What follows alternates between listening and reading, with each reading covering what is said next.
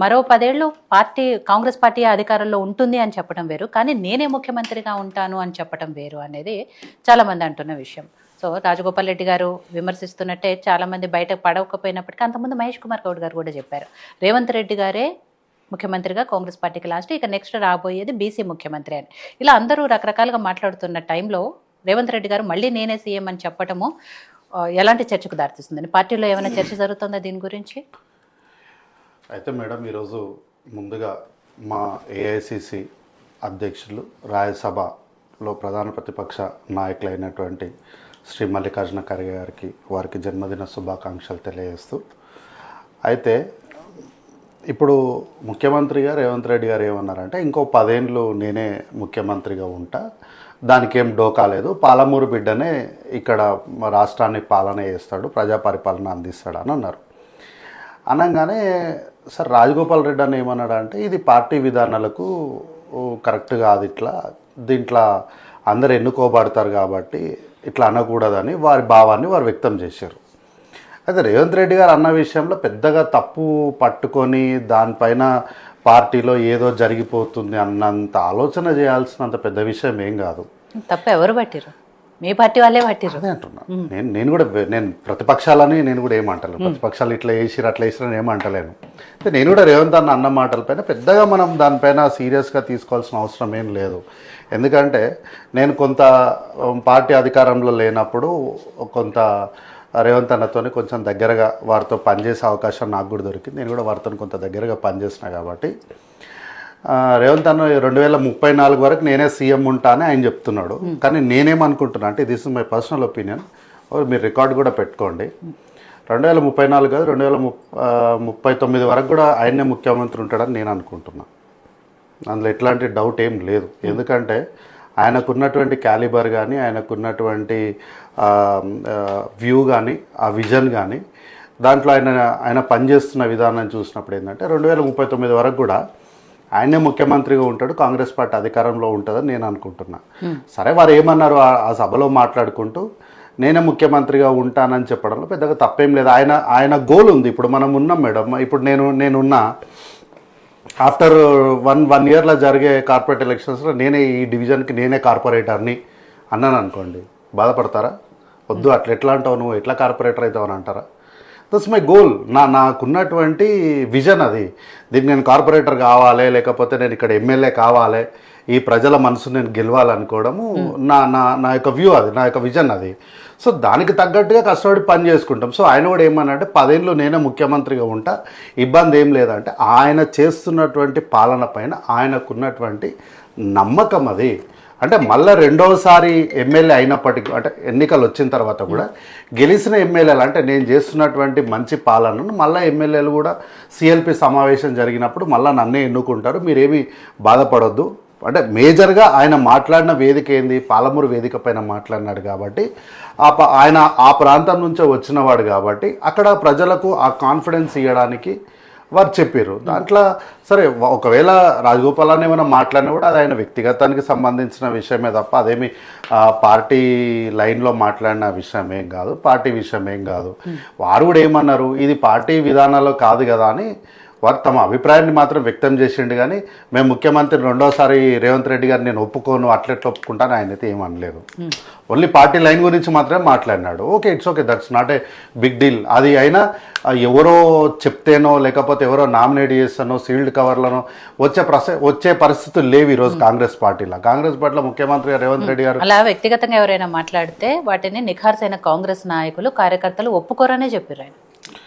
అదే అంటున్నా. ఇప్పుడు ఆయన వ్యక్తిగతంగా మాట్లాడి ఎవరు ఒప్పుకోరు అని అంటే నేను చెప్తున్నా కదా, సరే నేనైతే ఇంతవరకు ఏ పార్టీలకు పోయి వచ్చింది లేదు. నేను పుట్టినప్పటి నుంచి మా తాతల దగ్గర నుంచి ఇదే పార్టీలు ఉన్నాము. కష్టాలు నష్టాలు ఇంట్లోకి వెళ్ళి ఎత్తుకపోయినా, భార్య దగ్గర నుంచి ఉన్నప్పటి నుంచి ఎత్తుకపోయినా, ఏం చేసినా ఇదే పార్టీలో గిట్లనే దండలాడుతున్నాము. ఇప్పుడు మేము చెప్తున్నాం కదా, ఆయన ఇంకా 34 అని చెప్తున్నాడు, నేను 39 వరకు అని నేను చెప్తున్నా. ఇంకే వాళ్ళ కార్యకర్తగా నేను సమర్థిస్తున్నా ఆయన నాయకత్వాన్ని. ఈడ కాంగ్రెస్ పార్టీ ఏడ ఉంది సుపెట్టుర్రి, ఎంతమంది అన్నోళ్ళు లేరు. ఈరోజు మా దగ్గరకు వచ్చి రాహుల్ గాంధీని మేము ప్రధానమంత్రిని చేస్తాము అని 2000 మొన్న జరిగిన ఎన్నికలకు 24 ఎన్నికలు అప్పుడు చాలా మంది వచ్చి మాట్లాడినరు. వాళ్ళందరూ కూడా కాంగ్రెస్ పార్టీ చచ్చిపోయిన పామురాపై దాంతోనే ఏమీ లేదు, దాన్ని అది ఎప్పటికి రాదు, జాకీలు పెట్టిన లేవదు అన్నోళ్లే కదా మళ్ళీ ఈరోజు వచ్చి కాంగ్రెస్ పార్టీలో జాయిన్ అవుతున్నారు. ఆ రోజు కాంగ్రెస్ పార్టీ ఎక్కడుంది అన్నప్పుడు ఈ మనిషే కదా 3 రంగుల జెండా అని చెప్పి పట్టుకొని వచ్చి ఈయన పిసిసి ప్రెసిడెంట్ అయినాకనే కదా కాంగ్రెస్ పార్టీ ఉవ్వెత్తున లేచింది, ప్రజల్లోకి విస్తారంగా వెళ్ళింది. అచ్చంపేట నుంచి హైదరాబాద్ వరకు ఎర్ర టెండల ఆయన పాదయాత్ర వేసేటప్పుడు ఆయన మరి అంటే మరి ఆయన చాలా రోజుల తర్వాత అంత దూరం నడవడం వల్లనో లేకపోతే ఆ వేడిలో నడవడం వల్ల ఏమో కానీ ఒకరోజు మార్నింగ్ లేచి చూస్తే కాళ్ళు మొత్తం పగిలిపోయి ఉన్నాయి, మొత్తం బ్లడ్ వచ్చేసింది. అక్కడే ఆ వీడియోనే సీతక్క తెచ్చి కొత్త చెప్పులు తెచ్చిచ్చినప్పుడు వచ్చిన వీడియో గదే. ఆయన కాళ్ళు మొత్తం పాడైపోతేనే అక్క తెచ్చి ఆ చెప్పులు తెచ్చిచ్చింది, అవి కొద్దిగా ఆర్థోకి సంబంధించిన చెప్పులు ఉంటే తెచ్చిచ్చింది. మరి ఆయన చేసిన కష్టమే కదా ఈరోజు ముఖ్యమంత్రిగా అంటే రాష్ట్రంలో కాంగ్రెస్ పార్టీ అధికారంలో ఉంది అన్నప్పుడు. సో ఇప్పుడు ఏమైంది, 6 గ్యారంటీల్లో భాగంగా ఫ్రీ బస్ ఇస్తున్నాము, సిలిండర్ ఫ్రీ 500కి ఇస్తున్నాము, 200 ఉచిత కరెంట్ ఇస్తున్నాము, ఇట్లా అనే ఆరోగ్యశ్రీని 10 లక్షల పెంచుతున్నాము. కాంగ్రెస్ ప్రభుత్వం తెలంగాణ ప్రభుత్వం ఇస్తుంది, రేవంత్ రెడ్డి ఏమి పర్సనల్ గా ఇస్తలేడు కదా. అట్లాంటప్పుడు నేను ఇందాక స్టార్టింగ్ లో అదే చెప్పిన, కాంగ్రెస్ పార్టీ అధికారంలో ఉంటుంది అని చెప్పాలి కానీ నేనే సీఎం గా ఉంటానని చెప్పడం ఎంతవరకు కరెక్ట్ అనేది తప్పేం లేదు.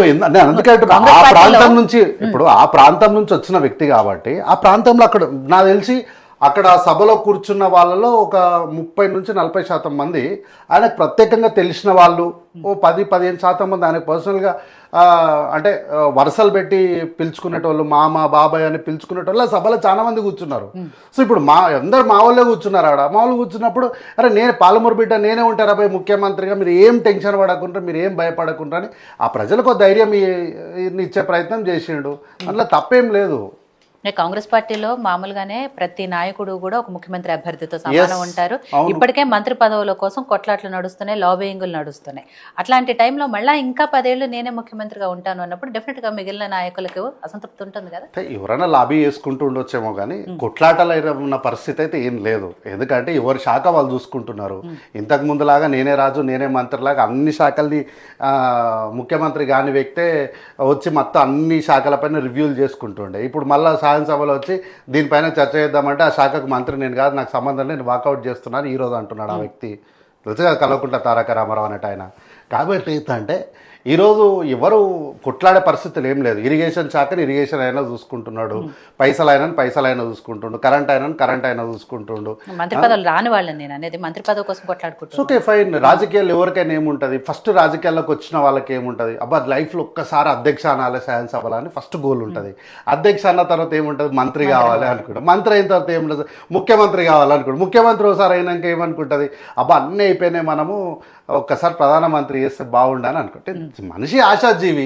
కోరుకోవడం తప్పులేదు, కాకపోతే కోరుకున్న దానికి తగ్గట్టుగా గ్రౌండ్లో హార్డ్ వర్క్ చేయాలి. హార్డ్ వర్క్ చేస్తే అవుతుంది. ఇప్పుడు మొన్న మనం చూసినాం కదా, ఇంత బోర్ వర్షం జరుగుతుంది, ట్రాఫిక్ మధ్యలోకి వెళ్ళి ఆయన పోతున్నాడు. ఏం అవసరం ఉంది, ట్రాఫిక్ అక్కడ ఆపేసి ఆయన రాజాలాగా వెళ్ళిపోవచ్చు కదా.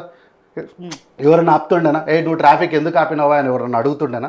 అట్లేం లేదు కదా. దీన్ని అంటారు కష్టారీతం, అంటే దీన్ని అంటారు. ఆయన కష్టం చేస్తున్నాడు కాబట్టి ఈ 5 ఏళ్ళు కాక ఇంకో 5 ఏళ్ళు కూడా నేనే ఉంటా, మీరేం భయపడకండి, మీ అందరికీ నేనున్నా అని ఆ పాలమూరు ప్రాంతంలో అక్కడున్న ప్రజలకు ఒక భరోసానిచ్చే ప్రయత్నం చేసినాడు.